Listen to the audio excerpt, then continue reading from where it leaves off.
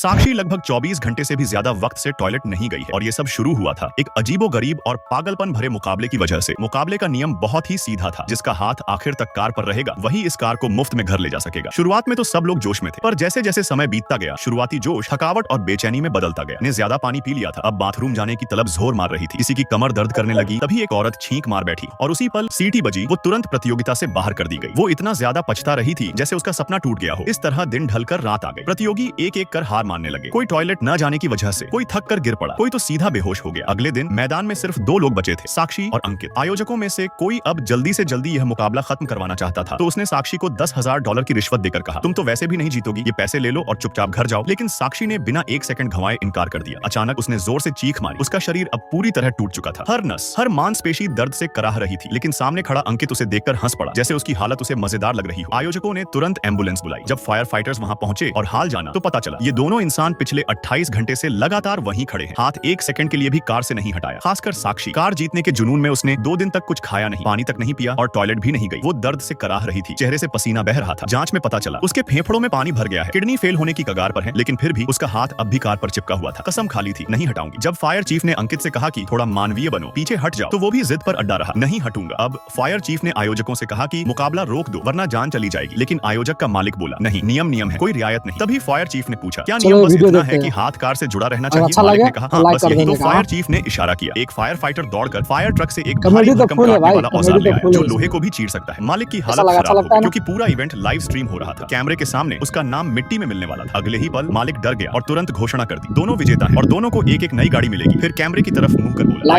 हमारे 4S showroom पर हमारे यहाँ सबसे बड़ी छूट है, ना तो डिस्काउंट में, ना ऑफर में, बल्कि जज्बे में।